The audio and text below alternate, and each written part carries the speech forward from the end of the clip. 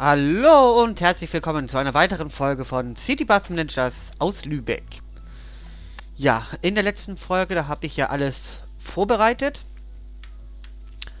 für den Start wie hieß die Linie, der Linie 4. Und ja, sind wir jetzt momentan noch sozusagen noch dabei. Jetzt das Wochenende vielleicht irgendwie durchzukriegen. Also ich weiß jetzt noch nicht genau, ob ich jetzt die Linie jetzt noch irgendwie mit starten soll oder nicht. Also jetzt würde ich das sowieso nicht mehr hinbekommen, da der Samstag ja schon am Laufen ist sozusagen. Und dann haben wir ja auch noch das Event in der Stadt, also wo ja auch noch durch nochmal leicht erhöhte oder erhöhtes Fahrgastaufkommen zu erwarten sind. Ja, unter anderem habe ich wieder auch einen Kommentar sozusagen bekommen. Ich muss jetzt kurz mal gucken, wo das jetzt nochmal wieder war.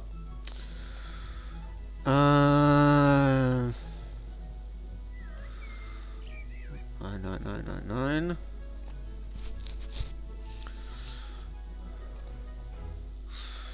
Ja, genau, da habe ich's. Also die haben mich einmal wieder angeschrieben. Die Linie 7 und 17 haben wir nicht exakt den gleichen Weg ab Barmbek.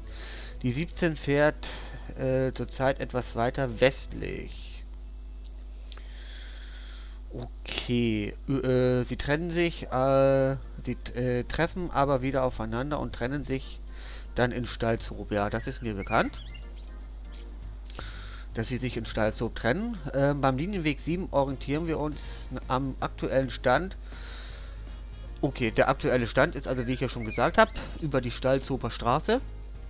Verkehren sie dann sozusagen leicht nach oben. Also nicht bevor mit dem U-Bahn-Ausbau sozusagen begonnen wurde. Den Kran wollen sie im nächsten Update sozusagen für das DLC mit hinzufügen. Das gefällt mir. Und grundsätzlich sind ja meine Kreditpunkte eigentlich an dem Hauptspiel, das ist ja klar, dass die Physik-Engine oder wie man den ganzen Kladderadatsch in der Computerfachsprache oder auch nennt, ist mir, ist mir nicht bekannt, also weiß ich nicht. Ja, also dass ich mich darüber ein bisschen drüber aufrege, das weiß ich, ja. Aber ich finde, das Spiel ist auch schon relativ so lange draußen. Okay, sie wollen zwei weitere Sachen für das Spiel natürlich noch rausbringen, das ist mir klar. Aber sie können es auch wenigstens mal so versuchen, dass das Spiel dann auch mal einigermaßen vernünftig läuft. Nicht nur sozusagen auf den, sage ich jetzt mal so, Hauptrechnern, auf denen sie das Ding sozusagen programmieren, sondern auch mal versuchen, auf anderen Rechnern sozusagen, dass es mal ein bisschen flüssiger läuft. Auch mal von anderen Leuten zu hören, die das Spiel jetzt nicht von Anfang an sozusagen durchzocken, sage ich jetzt mal so, sondern erst später damit anfangen. Also jetzt nicht so, sondern Leute, die das erst ja, relativ spät auf den Geschmack kommen, The Bus zu spielen, zu fahren, je nachdem, wie man es natürlich betrachtet. Aber so, ja, also so finde ich das. Also das ist jetzt nicht an die Leute des DLCs sozusagen dann nicht gerichtet, sondern eher an die Entwickler des Hauptspiels sozusagen. Was mir beim DLC wichtig war, ist ja, hatte ich glaube ich auch in der vorigen Folge drauf erwähnt, dass es mir das Detail sozusagen links und rechts der Straße geht.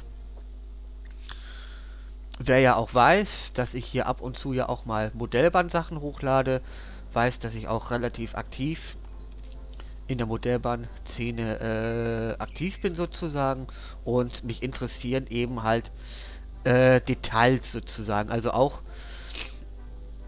Im Modellbahnbereich interessiert mich sozusagen nicht nur das Fahren von irgendwelchen Zügen sozusagen, sondern da gefällt mir es auch relativ sehr, die Züge so zu laufen, wie sie jetzt in der Realität aussehen sozusagen. Also wenn sie abgenutzt sind, dreckig, so aussehen, als würden sie schon mehrere Jahre oder besser gesagt Jahrzehnte ungewaschen sozusagen unterwegs.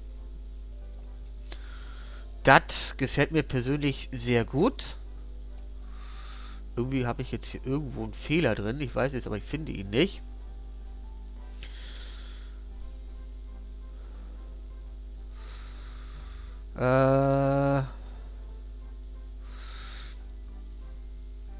Ich weiß, dass ich Gruppe 3 war. Das weiß ich. Die habe ich jetzt auch alle zugewiesen. Aber irgendwie ist Gruppe 4 auch ein bisschen komisch drauf sozusagen, ne? Ne, gut, dann warten wir nochmal, bis da der Solobus reinkommt. Also wie gesagt, auch im Modellbahnbereich interessiert es mich einfach nicht das Technische sozusagen, also wie man jetzt sozusagen, also das digitale System interessiert mich, sage ich jetzt mal so, bei Modellbahn jetzt sozusagen nur so, sage ich jetzt mal so, mehr so 30, so 25%, um ehrlich zu sein. Weil da interessiert mich jetzt auch mein Hauptaspekt sozusagen. Auch mehr sozusagen auf das Gestalterische sozusagen, also links und rechts der Anlage sozusagen zu sehen. Also wie die Landschaftsgestaltung ist und. Welche Szenerie sozusagen auf der Anlage zu sehen ist mir wesentlich wichtiger und auch natürlich das Aussehen der Züge, also nicht, was sie sozusagen unterhalb der Verkleidung haben oder unter dem Gehäuse sozusagen. Das ist für mich mehr so ein bisschen nebensächlich. Das ist für mich ja so ein bisschen Hexerei. Für mein würde ich das jetzt mal so ausdrücken. Also es ist für mich nicht erstrebenswert sozusagen jetzt selber herauszufinden, wie jetzt diese Lok oder wie das überhaupt im Allgemeinen sozusagen funktioniert. Das digitale System sozusagen. So, ich sehe ja, wir haben hier, oder die wollen alle zur Küche. Okay, dann muss ich mal da noch mal ein paar weitere Kühlschränke errichten oder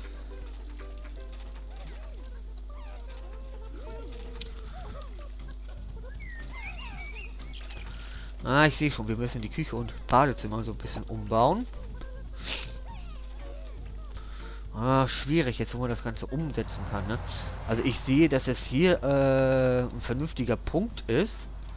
Ich muss mal hier auch die Halle so ein bisschen weiter rausziehen.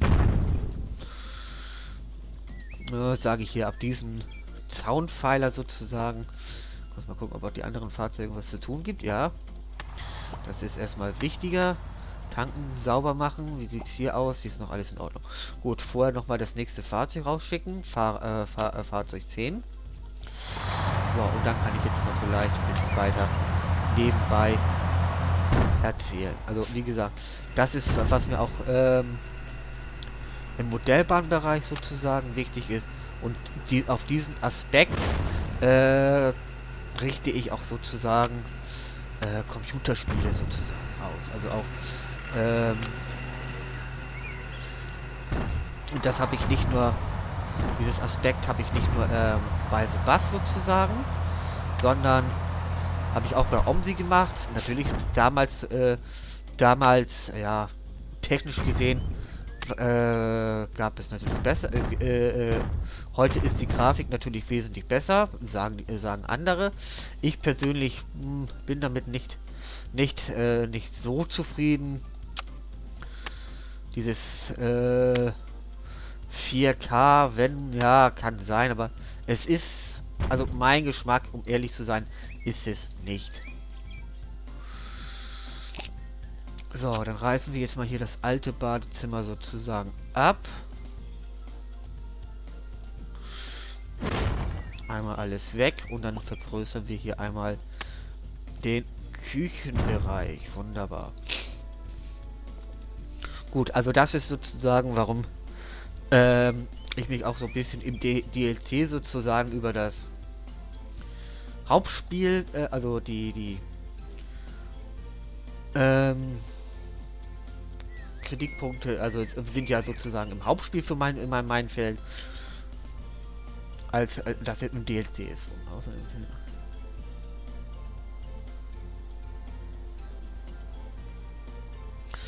Ja, und dann meint sie ja, also das, was ich gelesen hatte, warum es keinen Teil nach Berne gibt, sozusagen, also U-Bahnhof Berne. Muss ich hier einmal kurz mal raussuchen. Moment.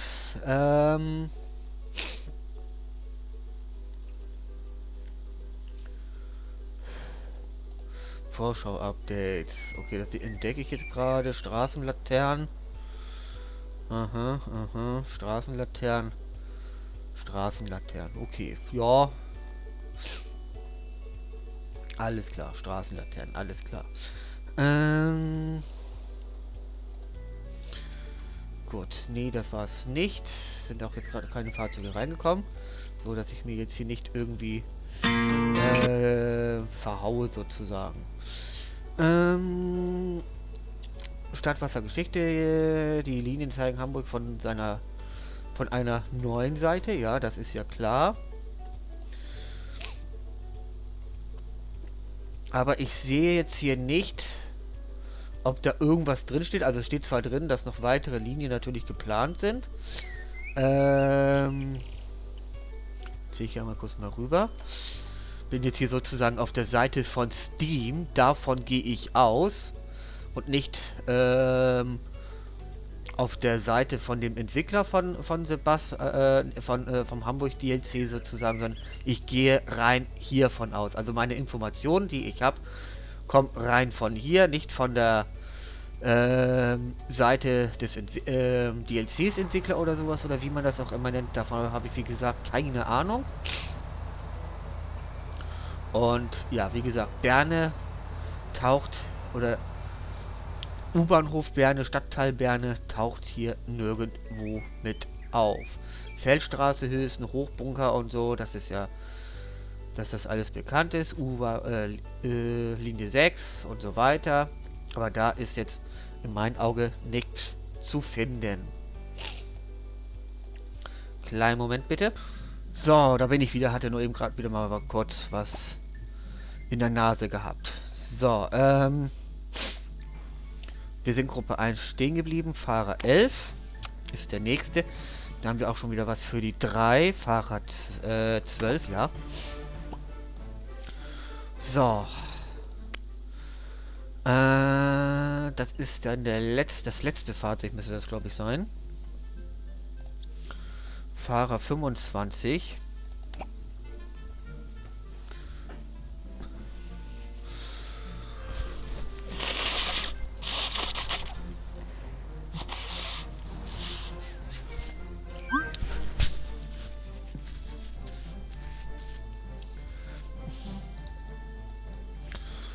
Theoretisch könnte ich natürlich auch auf der Webseite der Entwickler sozusagen nachschauen, das ist klar. Aber ich sag jetzt mal, sind so fast 100% oder ja, eigentlich 100% meiner Spiele, die ich auch hier habe oder auch zum Teil auch mit aufnehme hier sozusagen, stammen alle von Steam. Und daher hole ich dann auch sozusagen meine Informationen, die ich brauche oder die mich zum Beispiel jetzt hier zu The Bus, Hamburg DLCs oder zum Beispiel hier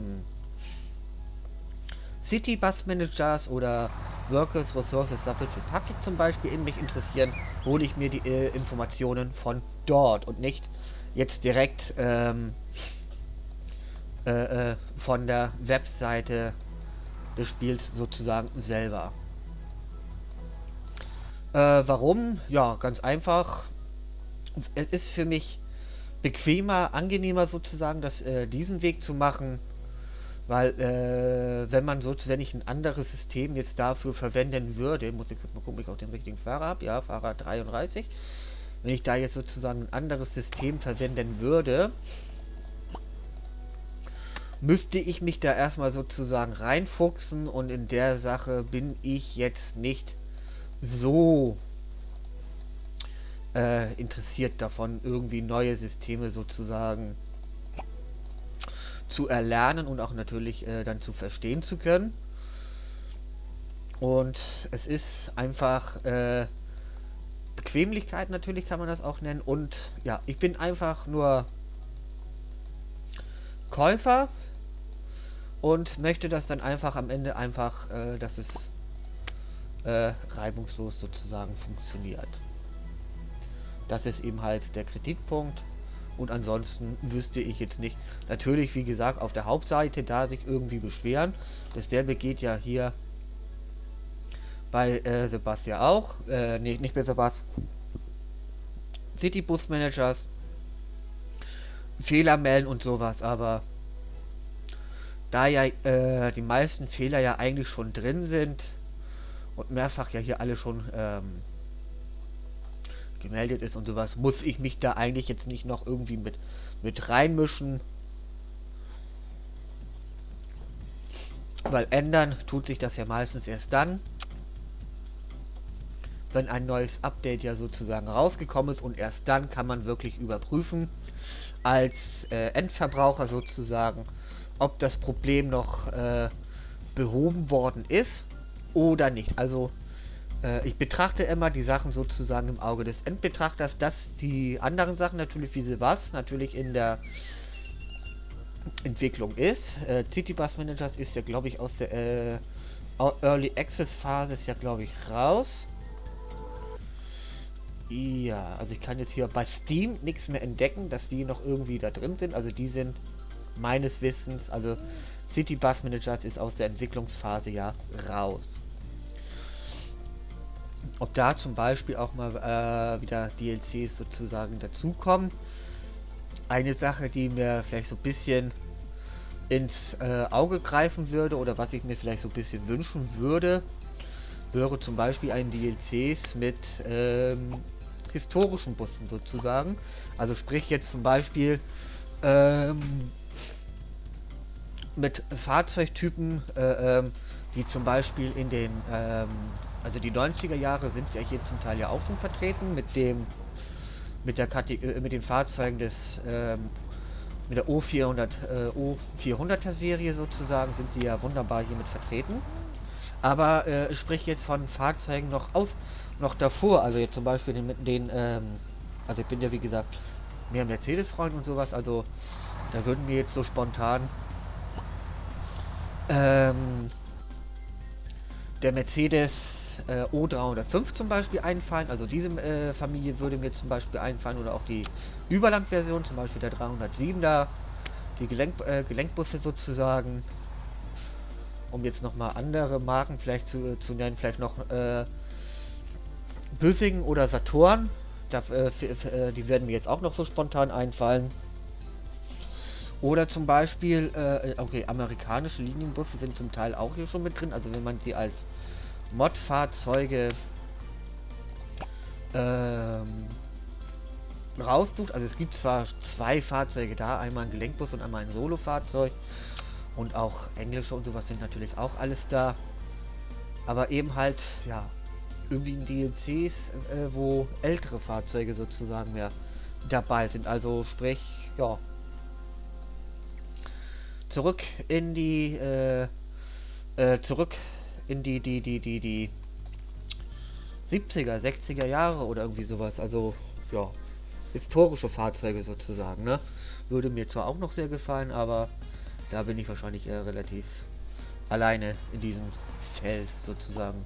Oder vermutlich unterwegs. So, Wagen 7 ist jetzt hier noch unterwegs. So, der kommt jetzt auch wieder zurück. Wunderbar. Das läuft auch am Wochenende ein bisschen besser. Haben wir hier noch eine Chance, irgendwie alle Fahrzeuge reinzubekommen. Wie gesagt, 4 weitere Solo-Fahrzeuge und 3 Gelenkbusse könnten wir uns noch erwerben oder ja, käuflich erwerben sozusagen, ne? Dann haben wir quasi von jedem Typ quasi 14 Stück, also 28 Fahrzeuge haben wir dann auf dem Hof und damit ließe sich dann ja auch noch jede Menge machen sozusagen. Hier haben wir auch noch eine Fahrzeugreinigung drin, okay. So, den Sonntag haben wir auch wieder beginnend mit Gruppe 2 oder Gruppe 2 muss zugewiesen werden. Wagen 1 hätte ich auch schon vormachen können. So, die beiden warten jetzt noch darauf, bis die Waschstraße wieder frei ist. Ansonsten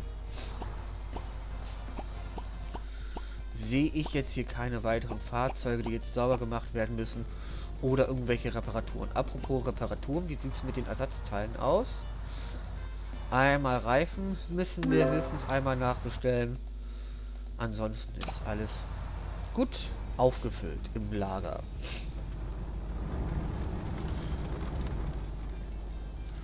So, da kommt dann schon der nächste Fahrer, Fahrer 13.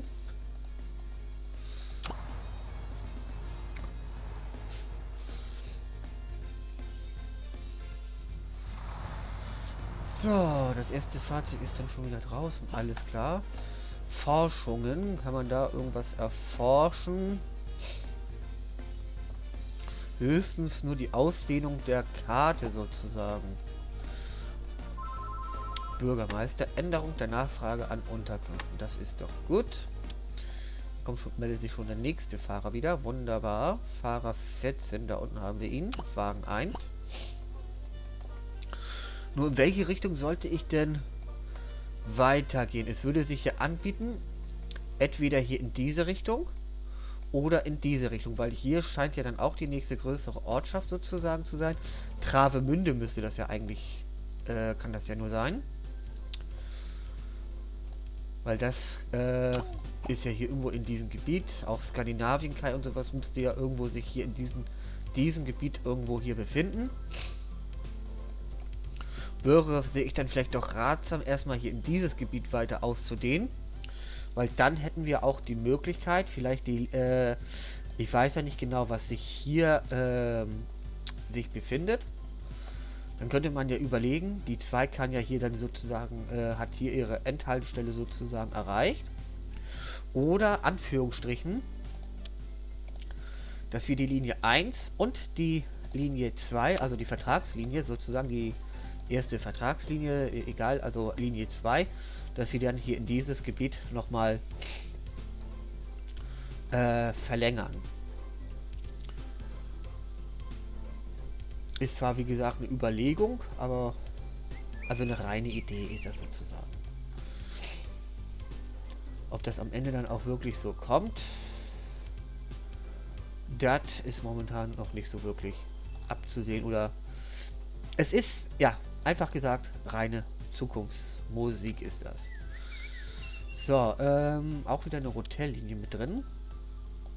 Also auch wieder was für einen ganz normal regulären Fahrer. So, der nächste ist dann hier Fahrer 26. So, und so wie es aussieht, werden wir jetzt das ganze Stadtfest oder das Wochenende hauptsächlich, glaube ich, mit Solofahrzeugen bestücken. Weil ich ja jetzt auch keinen Bedarf sehe, wahrscheinlich jetzt irgendwie Gelenkbus einzusetzen. So viele Leute sind ja jetzt auch nicht mit dabei.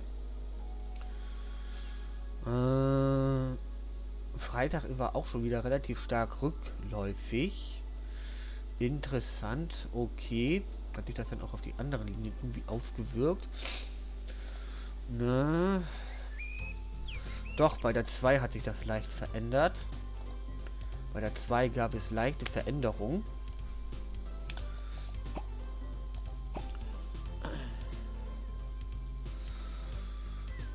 Ne, da gab es wie gesagt keine.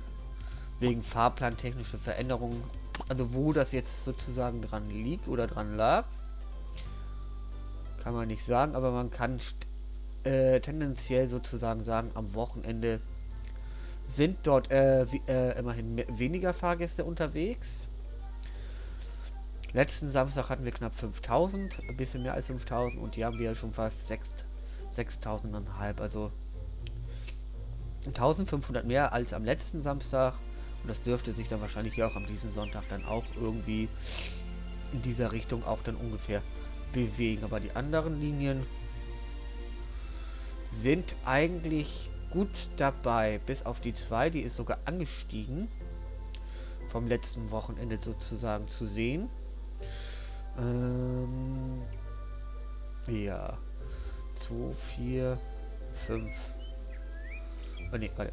Also 2, 4, 6, 7. Also irgendwo hier in dem Bereich auch. Egal. Gut, die nächsten Umläufe.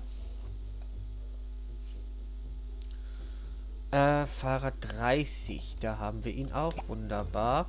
Und einmal Fahrer 35. 35, 35, 35. Da habe ich ihn doch. Perfekt. Perfekt, perfekt, perfekt. Gestern haben wir auch noch ein bisschen was eingenommen. Das ist doch gut. Aber, und Ticketverkauf, ja, war auch noch positiv. Um 12% wieder angestiegen. Das ist gut.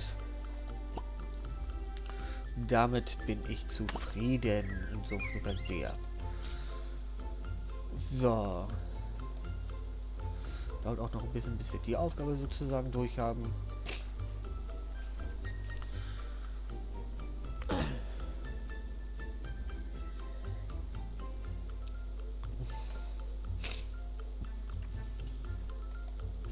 Gut, neuer Vertragslinien habe ich ja mit drin. Also können wir auf eine neue Linie irgendwann sozusagen hoffen und auch gespannt sein sozusagen.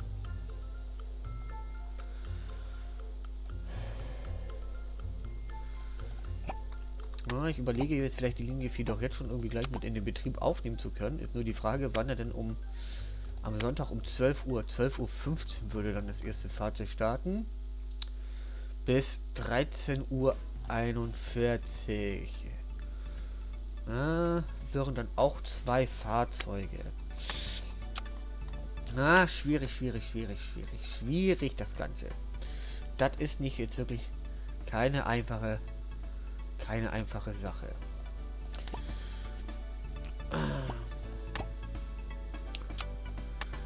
Hier kann ich mich auch mit nichts ablenken sozusagen.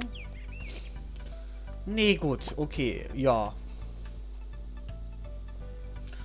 Dann nehmen wir die. Hier haben wir nochmal einen Anruf. Treibstoff wird teurer, alles klar. Gut, dann nehme ich die Linie 4 jetzt gleich in den Betrieb auf.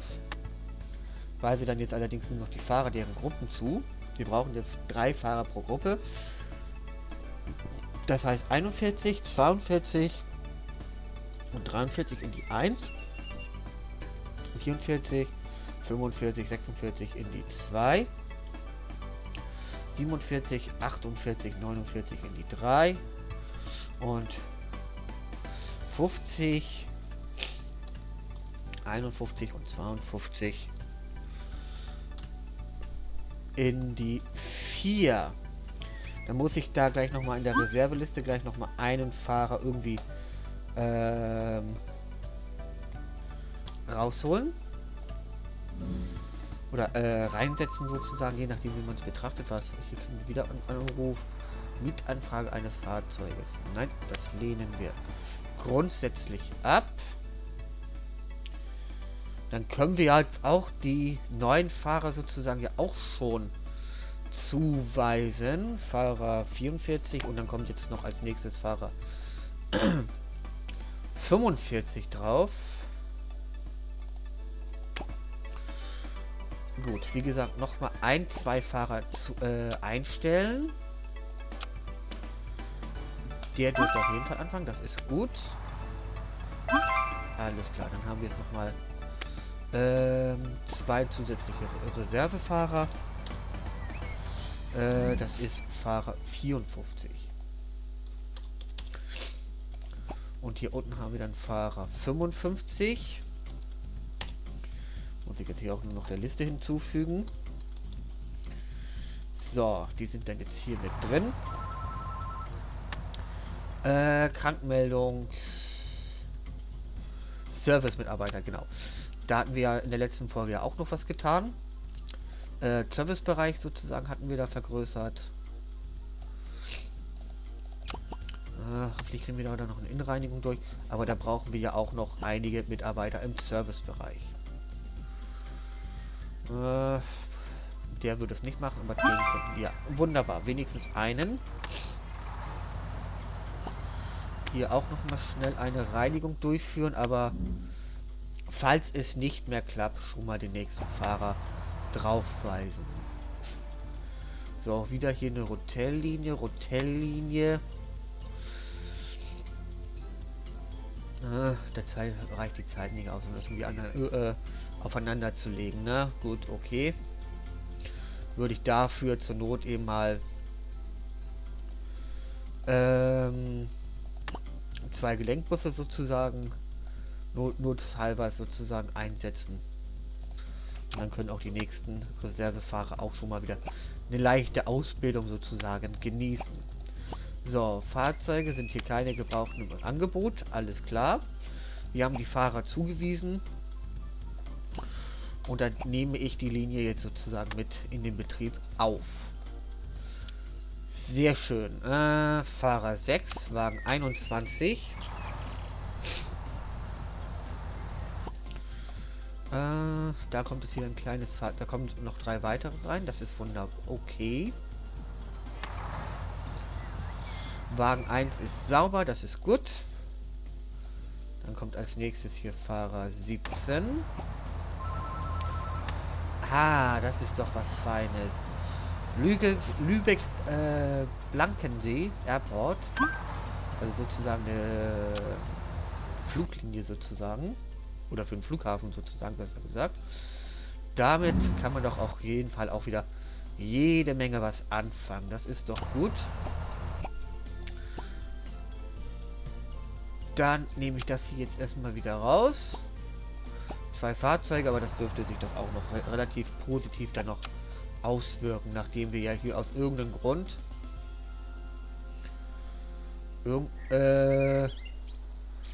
Stadion Lohmühle irgendwie verloren haben, sozusagen.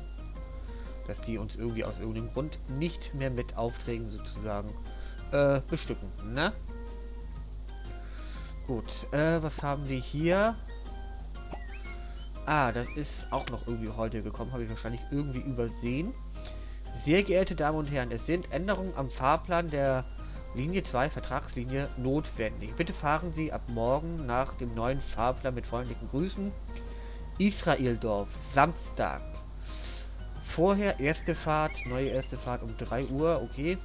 Jeweils um 1 Stunde länger und später sozusagen. Also 2 Stunden länger fährt die Linie dann jetzt sozusagen. Gut, der erste Vierer ist gleich unten an seiner Starthaltestelle. Und die erste Fahrt machen wir sozusagen mit. Also die Jungfernfahrt sozusagen. Dürften zwar eigentlich jetzt noch nicht so viele Fahrgäste dabei sein. Oh, doch, da sind schon einige mit dabei. Das ist doch schon mal sehr erfreulich, das Ganze.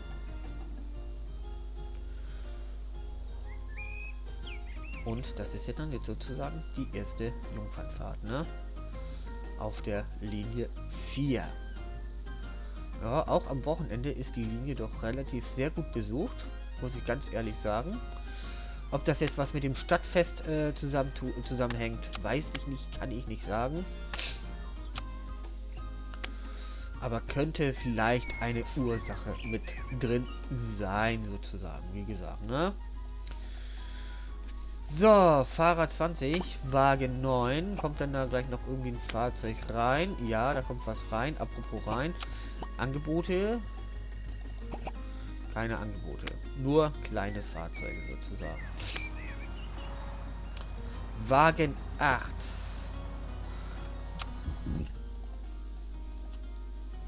Da weiß ich schon mal Fahrer 27 zu und hoffentlich können wir das Fahrzeug noch irgendwie schnell, wo wir noch einmal schnell reinigen. So, und da ist die Jungfernfahrt sozusagen auch schon wieder auf dem Rückweg. Das läuft doch bis jetzt schon relativ sehr gut, das Ganze. Und was bringt die ein? Schon 230 Eurochen. Wunderbar, das ist doch große Klasse. Na, die Aufgabe haben wir dadurch jetzt allerdings nicht so wirklich abgeschlossen. Hätte ich eigentlich da doch mehr oder weniger leicht erwartet, um ganz ehrlich zu sein, aber so wie es aussieht, leider doch nicht. Vielleicht können wir das ja noch irgendwie mit den Hotellinien irgendwie noch deichseln sozusagen irgendwie hinbekommen. Aber da sehe ich dann jetzt mittlerweile auch schon ein bisschen schwarz sozusagen, ne? So, ich möchte, dass er hier rumfährt. Ja, das sieht doch schöner aus.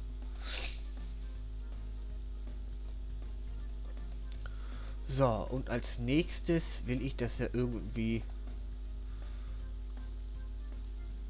Tja, nicht so einfach das Ganze, ne? Alles nicht so einfach. Hä? Jo. Wieso fährt er nicht da rein? Alles klar. Dann müssen wir wahrscheinlich irgendwie hier so durchschicken. Ja. Bleibt da nichts anderes übrig. Und dann kommt er jetzt hier wieder so hin. Alles klar. Und hier dann die Leute wieder rauslassen, ne? Keine Rückfahrt. Nein, danke. Oh, hier sieht das sogar noch einfacher aus. Das ist noch besser. Hier wieder rauslassen und dann fahren wir hier sozusagen auch wieder so zurück. Ne? Wunderbar. So, der Flughafen dürfte auch relativ eine einfache Strecke werden. Hier mein Hauptbahnhof, Holstentor. Einmal runter zum Flughafen. Und wieder zurück.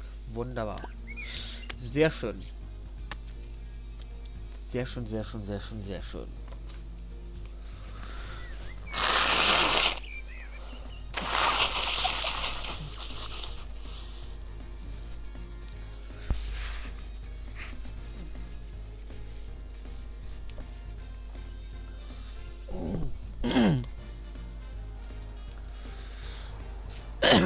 So.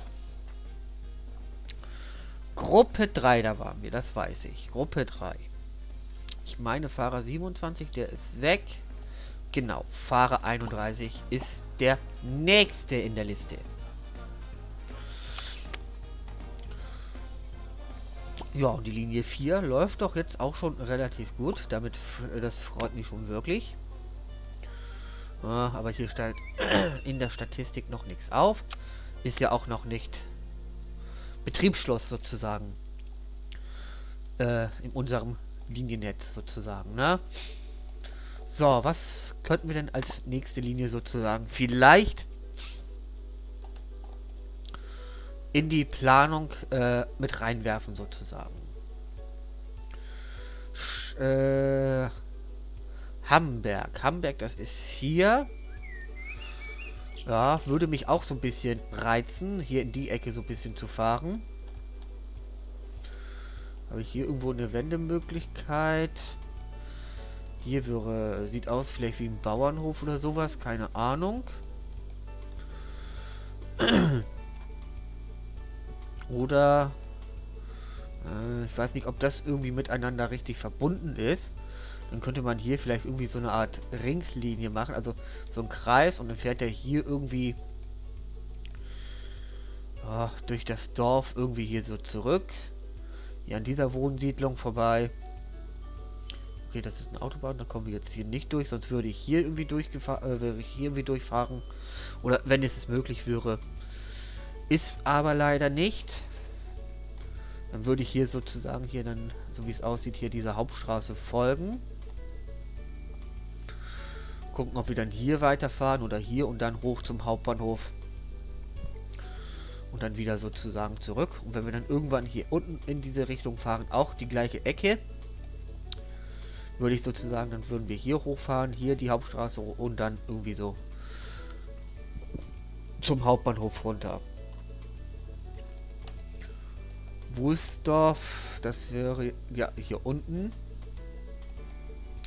Wäre schön, wenn wir irgendwie ein Dorf hier unten aus dieser Ecke hätten, zum Beispiel Moorgarten oder Niendorf. Das wäre perfekt.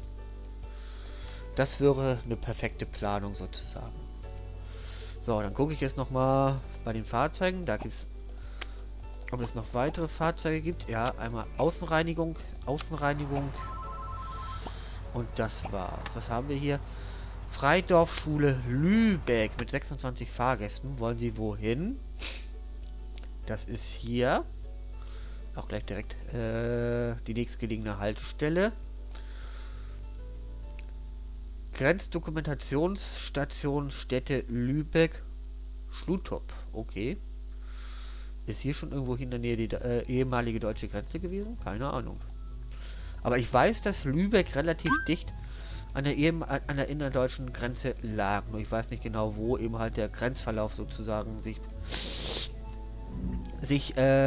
befunden hat.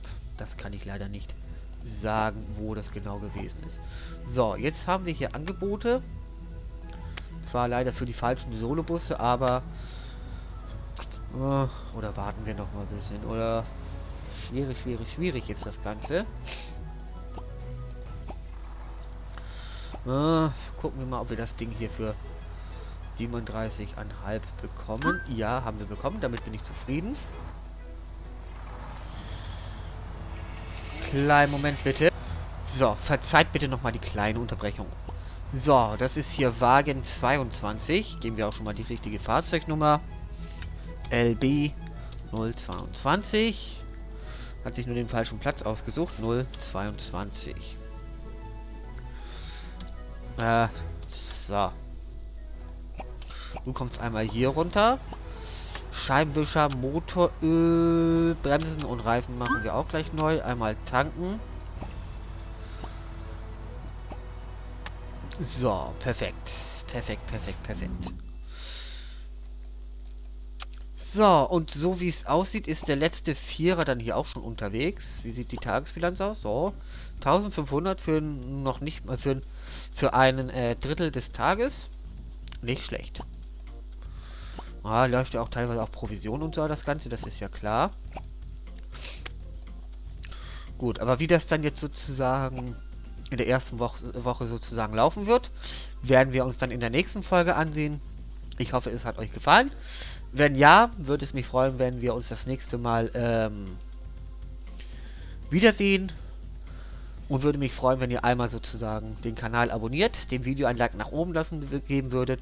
Und wenn ihr irgendwelche Meinungen oder Kommentare sozusagen, was ich eben halt zu The Bus und der Streckengestaltung oder etc. sozusagen, was ich eben halt erwähnt hatte, auch irgendwas dazu sagen wollt oder sowas, könnt ihr das gerne machen, wenn ihr einen Kommentar sozusagen da lassen würdet, ne? Gut, bis denn und tschüssi!